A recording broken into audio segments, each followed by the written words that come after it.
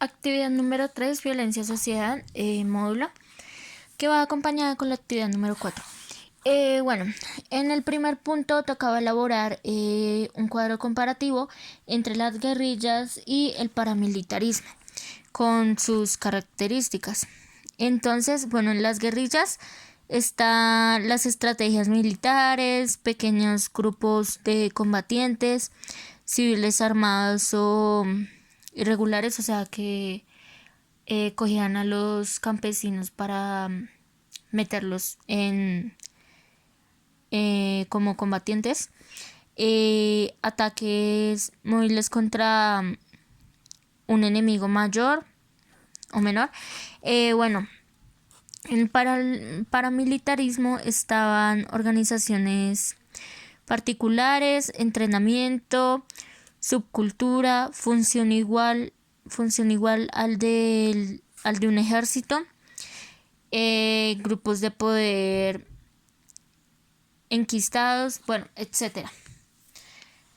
Acá están como, sí, cada una de las características, las cuales tienen pues algunas diferencias entre estos dos.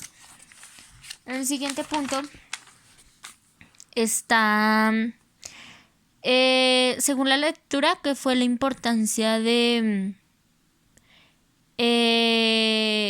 bueno, de Samper, Andrés Pastrano y entonces de Ernesto Samper fue miembro del Partido Liberal Colombiano, fue presidente de la Asociación Nacional de Instituciones Financieras y bueno, Andrés Pastrano también fue abogado empresario, diplomático periodístico y político colombiano, miembro y poder del Partido Conservador Colombiano, fue alcalde mayor de Bogotá, senador y presidente de Colombia y recordado por las negociaciones de paz. También está Álvaro Uribe, que fue orientado hacia el populismo de derecha, el conservadurismo y el liberalismo económico. Bueno, también, bueno, en el punto 3 dice cuáles fueron las razones por las cuales fracasaron los procesos de paz. Entonces, el conflicto armado se encuentra profundamente enraizado en el país, lo cual es el conflicto armado y la lucha social, violaciones de derechos humanos del hemisferio occidental. Esto quiere decir que ellos son los que ocasionan la violencia, por eso pues no llegó, o sea, no fue tan serio el acuerdo de paz porque en sí el ejército no acabó con la violencia en Colombia, sino que pues siguió.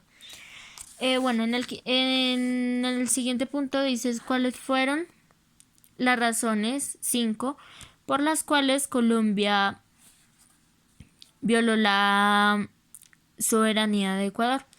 Entonces acá dice que fueron, bueno, primero establecimiento de las relaciones diplomáticas entre Colombia y Ecuador. También fueron el fortalecimiento de los mecanismos de alerta, de cooperación y diálogo fronterizo. También fue incentivo al diálogo entre las sociedades civiles de ambos países, desarrollo de programas de cooperación e integración fronteriza, etc. En el sexto punto también dice qué consecuencias trajo para Colombia y otros países la violación de la soberanía de Ecuador. Entonces acá está frustrados por la muerte de reyes. También fue por ruptura de las relaciones diplomáticas, masacre del Táchira del acuerdo militar colombiano y estadounidense.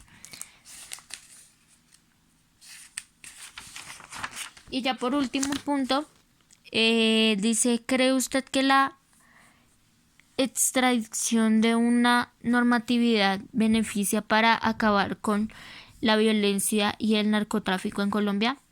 Bueno, el narcotráfico se ha visto en varios países los cuales importan la droga, y acá en Colombia también hay muchos laboratorios de coca y cultivos, lo cual hace que el narcotráfico no acabe, o sea, que eso cada vez crezca más.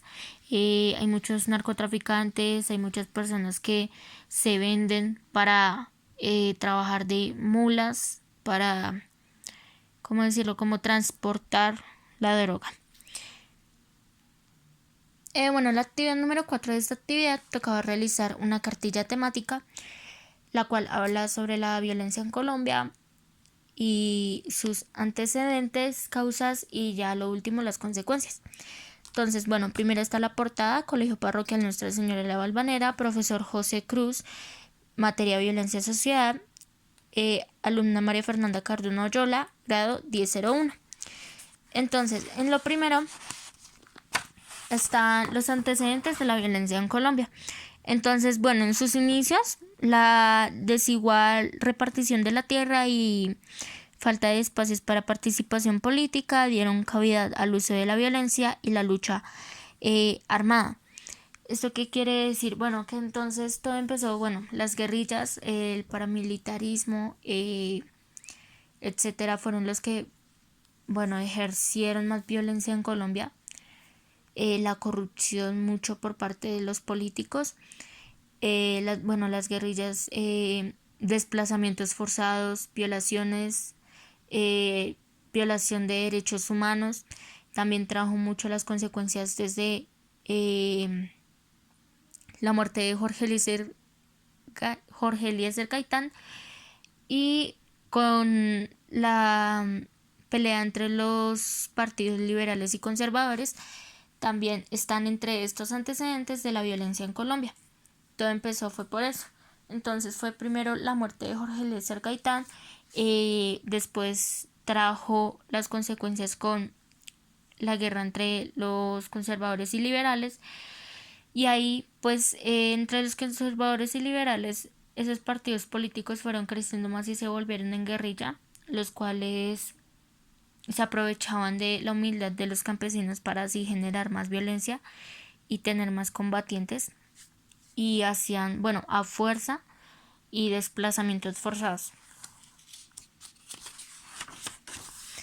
Bueno, también decía: la fractura creada por las desigualdades del uso de la violencia y la lucha por el poder han marcado las dinámicas sociales y políticas.